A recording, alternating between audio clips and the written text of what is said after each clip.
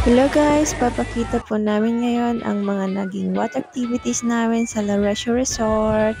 Ito po yung mga iba-ibang activities dyan. Ito po yung una naming sinubukan, ay sila lang pala, kasi hindi ko kinaya yan.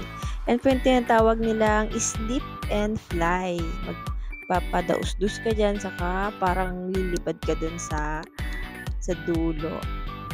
Ayan, lahat yung mga nasa taas mga kasama namin. Kinukuha pa yung lakas ng loob nila para mag-slide dyan kasi first time naming lahat dyan. Yan, nagsa-sightseeing pa sila dyan sa lake. Yan na, may nauna na.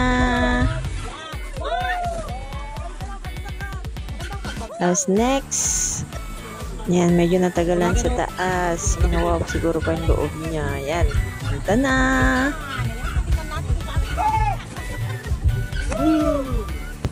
Wow, ang galing naman. Lakas ng loob nila. Next naman. Yan na. Go, go, go.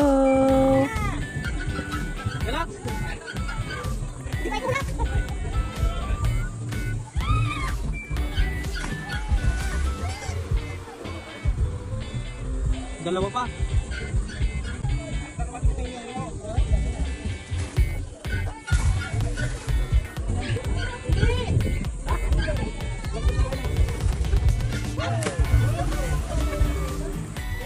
Dito naman tayo sa diving. Dito may 10, 13, 16 feet.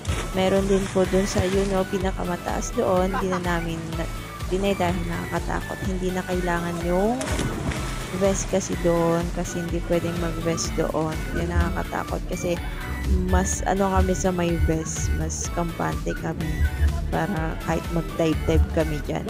Basta may vest. Yan. Sa 10 feet po yan.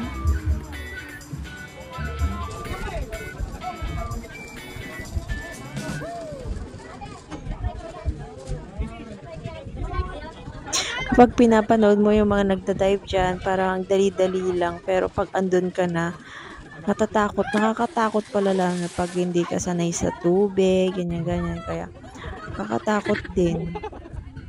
Kahit dyan lang sa 10 feet na yan, ay pag hindi ka talaga sanay sa paggaganyan, may may something na nafe-fear kang tumalon. Nafe-fear? Natatakot kang tumalon. Hindi lalo na sa mas mataas dyan. Doon yun nandun sa taas. Yun yung pinaka mataas na pagdive dyan. Ilang feet na ba yun? 30, ewan ko. Something like that. Yung mga anak ko, talon lang ng talon dyan. Parang hindi natatakot. Kaya tinanong ko kung hindi sila natatakot. Hindi naman daw kasi may vest naman daw. Kaya ayan, talon sila ng talon dyan saan-saan. Talagang nag-enjoy sila dyan. Madami kasi activities dyan. Ako naman, pag andyan na ako na yung tatalon, ay medyo kinakabahan talaga ako kapag ako nagtatalon dyan. Ito yung next, yung let go. Yan yung vine swing. Yan, isi-swing ka muna sa kakatatalon sa tubig. Yan po yung vine swing. Grabe ang lalakas ng loob ng mga to. Kasi nung ako, ewan ko lang. Ayan na. Yan na kami. Susunod na kami dyan. Natakot ako dun sa kaya pinauna ko yung isang kasama namin. Yan, nauna siya. Tapos, kasi hindi ko pa nakuha yung lakas ng loob kong mag-swing dyan. Talagang pag andyan ka talaga ay may takot akong nararamdaman. Tapos yan, nalakas ng loob nila. Grabe. Yan. Woo. Nag-demo si kuya paano kung hindi mo mabibitawan. Yan, babalik siya. Depende yan kung masasaktan ka dun sa inaapakan na yan. Kaya dapat i-let go mo talaga. Yan na po si Rina. Go, go, go!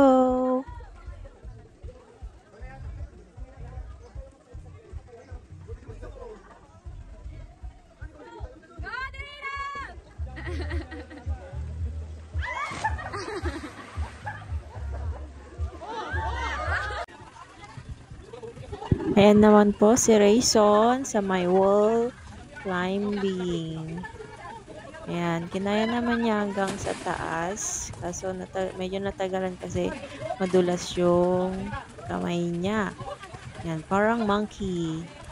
One little monkey, Humpty Dumpty. Yan, nakarating naman siya sa taas pero hindi sa pinakamataas. May dalawang malaking duyan po dyan. Makikita mo yung view ng lake. Yan, hanggang yan lang siya. Pero astig na kaya niya hanggang doon.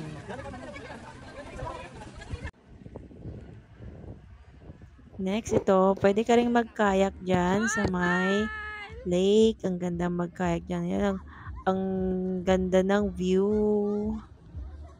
Buti na lang makulimlim po nun dyan, kaya hindi masyadong umitim. Yan po yung vlog. Isasakay ka nila sa kayak para dalhin ka dun sa harap ng napakalaking balon na yan. Ayos ka doon. Yan, tapos bibisik-bisikan ka ng tubig. Ewan ko kung anong pang ano yun, para saan. Yan po, meron dun po sa taas. Yun yung tatalon ko dun para kami ay lilipad. Ganun lang. Pag-isa lang kasi nung lalaki. Kaya hanggang doon lang yung ko. Yan na, next. Yan natin kung paano siya lilipad.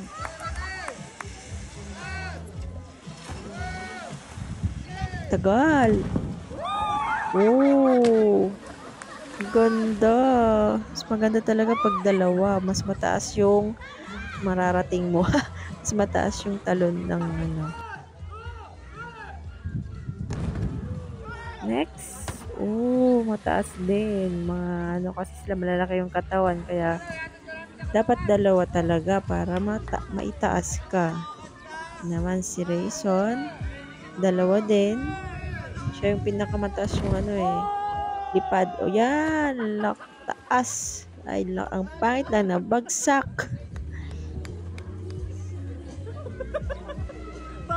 Parang sakit sa mukha na. Last but not the least, ito po yung zip and jump. Parang wrecking ball po siya. Pagdating sa dulo, yun. Thank you for watching. Bye!